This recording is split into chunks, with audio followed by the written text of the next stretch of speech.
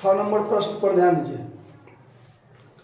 6 number में है कि एक कंपनी के वित्तीय लेखों ने 28,550 रुपया का शुद्ध लाभ दिखाया है, जबकि कंपनी के परिव्यय लेखों ने उस अवधि का 38,660 रुपया दिखाया है। तो वित्तीय लेखा हो गया फाइनेंशियल बुक और परिव्यय लेखा हो गया cost book.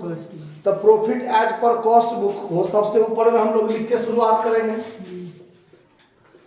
Profit as per cost book, तो profit as per cost book का है 38,660। 38,660 को सबसे ऊपर लिख लेंगे। अगर आपका profit as per financial book से भी यदि आप बनाना चाहेंगे तो अगर आप यहाँ पर फाइनेंशियल बुक रखेंगे तो यही लिख दीजिए, कोई दिक्कत नहीं। लास्ट में कॉस्ट बुक वाला आंसर आएगा और ये वाला नियम वैसे ही रहेगा, लेकिन यहाँ जिसको लिखेंगे उसके हिसाब से काम करेंगे। कॉस्ट बुक में नहीं है खर्चा तो कम को कम करो, वैसे ही फाइनेंशियल बुक यहाँ रखेंगे। अब फाइनेंशियल बुक में नहीं है तो कम को कम करो, समझे बात। फाइनेंशियल बुक में आमदनी का आइटम नहीं लिखा है तो जोड़ो, ये वाला नियम वही रहेगा। आप जिसके हिसाब से बनाइए कोई फर्क नहीं पड़ेगा। देखिए तो कॉस्ट बुक के अनुसार 38,660 था, लिख लिया। आगे क्या कहता है, मिलान करने के लिए निम्नलिखित अंतर पाए गए, जिसमें डायरेक्टर शुल्क 650 है। देखिए डायरेक्टर फी तो डायरेक्टर फी डेबिट 650 रुपया जो है ये फाइनेंशियल बुक में होगा, लेकिन ये कॉस्ट बुक में नहीं होगा। देखिए ऊपर में लाइन स्पष्ट लिखा हुआ है कि निम्नलिखित मदें परिव्यय लेखों में चार्ज नहीं की गई, यानी कॉस्ट बुक में नहीं लिखा गया है। तो नहीं लिखा गया है तो कॉस्ट बुक में कम है तो कम को कम करेंगे, ठीक है। उसके बाद क्या है, बैंक ब्याज क्रेडिट। तो पहले इसको हम लोग लिख लेते हैं, इसमें नहीं है, खर्चा का आइटम है तो 650 हम क्या करेंगे, घटाएंगे। तो यहां लिखेंगे 1 नंबर पॉइंट में not charge of director fee in cost book. कितना रुपया, 650 कॉस्ट में रख लेंगे, माइनस का आइटम है। उसके बाद है बैंक ब्याज क्रेडिट। अब देखिए बैंक इंटरेस्ट क्रेडिट, मतलब ये आमदनी का आइटम है, कॉस्ट बुक में नहीं है लेकिन पीएल में है 30 रुपया। 30 रुपया इसमें नहीं है, इसमें भी नहीं है, नीचे की तरफ मतलब नहीं है, ऊपर तरफ है, ये चीज दिमाग में दे दिया है। अब देखिए आमदनी का आइटम कॉस्ट बुक में नहीं है तो क्या करेंगे, जोड़ेंगे। तो जोड़ेंगे तो यहाँ 2 नंबर पॉइंट में लिखेंगे नॉट, लेकिन ये आमदनी का आइटम है तो इसके लिए रिकॉर्डेड शब्द का प्रयोग, not recorded of bank interest in cost book. कितना रुपया, 30, इसको जोड़ना है। फिर आगे है इनकम टैक्स डेबिट, यानी खर्चा का आइटम है ना, कॉस्ट बुक में नहीं है लेकिन इसमें है, तो खर्चा का आइटम कम को क्या करो, कम करो।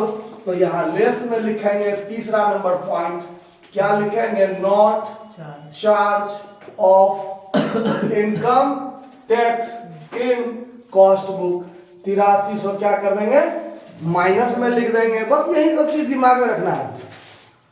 वित्तीय पुस्तकों में डूबत ऋण के लिए प्रावधान किया गया 570, लेकिन परिव्यय पुस्तकों में नहीं किया गया। रिजर्व फॉर डॉटफुल डेट्स इसमें नहीं किया गया है लेकिन इसमें 570 किया गया है। अब ये कॉस्ट बुक में नहीं है तो कम को कम करो, खर्चा का आइटम है, कम को कम करो। यहाँ लिखेंगे 4 नंबर पॉइंट में कि not charge of reserve for doubtful debts in cost book. कितना, 570, कम को कम करेंगे, ठीक है। फिर अगला पॉइंट है परिव्यय लेखों में 8500 के ऊपरी व्यय अवशोषित किए गए, जबकि वित्तीय पुस्तकों में 8320 के वास्तविक ऊपरी व्यय है। मतलब ओवरहेड इसमें भी लिखा गया है कितना, 8500 परिव्यय पुस्तक में, और इसमें कितना दिखाया है फाइनेंशियल बुक में, वास्तविक कितना है 8320। देखिए दोनों में है लेकिन कॉस्ट बुक में क्या है, ज्यादा है। कितना ज्यादा है? 180 ज्यादा है। खर्चा का आइटम ज्यादा हो तो जोड़ दो, ज्यादा हो तो जोड़ दो। खर्चा का आइटम जोड़ेंगे, 180 जोड़ेंगे तो यहाँ लिखेंगे क्या? देखिए अब यहाँ नॉट वाला गप नहीं होगा, दोनों में है और दोनों में ज्यादा है, तो ज्यादा है तो ओवर, तो over charge of overhead in cost book 180 क्या कर देंगे? जोड़ देंगे। फिर आगे है क्या कि नए कारखाने पर वर्ष के आरंभ में आरंभ किए गए कार्य पर 1600 का व्यय हुआ। ठीक है, 16,000 का व्यय हुआ। अब वित्तीय पुस्तकों में 5% पर ह्रास चार्ज किया गया है। अब देखिए नया कारखाना में काम जो शुरू हुआ तो उस कारखाना का जो मूल्य है वो 16,000 रखा गया है। ठीक है, वही बात है। अब वित्तीय पुस्तकों में 5% ह्रास चार्ज, नया कारखाना में वर्ष में आरंभ में किया गया कार्य पर 16,000 दिया हुआ, यानी नया कारखाना शुरू किया गया, उसको 16,000 उस पर खर्च किया गया, तो ये तो कारखाना का मूल्य हो गया। उस पर 5%, वही ना, 5% ह्रास चार्ज किया गया, किसमें? वित्तीय पुस्तकों में। इसका मतलब कॉस्ट बुक में नहीं किया गया। तो ये जो डिप्रिसिएशन ऑन फैक्ट्री इसमें नहीं दिखाया गया और 16,000 का 5% 800 इसमें दिया गया, इसमें कम है, तो कम को कम करो, खर्चा का आइटम कम को कम करो, तो यहाँ पर लिखेंगे not charge of depreciation on plant in, plant नहीं फैक्ट्री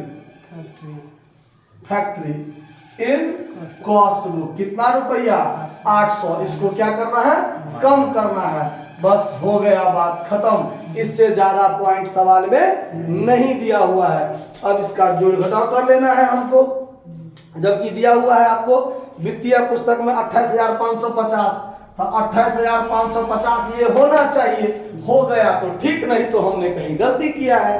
तो देख लीजिए 38,660 माइनस 650, फिर प्लस 30, फिर माइनस 8300, फिर माइनस 570, फिर प्लस 180 और फिर माइनस 800। 28,550 आ गया। ये हो गया आपका profit as per financial book. बात समझ में आ गया होगा मेरे विचार से? ठीक है, कहीं कोई दिक्कत नहीं ना? अगर आप ये नोट करते चलते हैं ना तो आपका सवाल एकदम इजी हो जाता है कि हमको क्या करना है क्या नहीं करना है। आया बात समझ में? नोट कर लीजिए। धन्यवाद।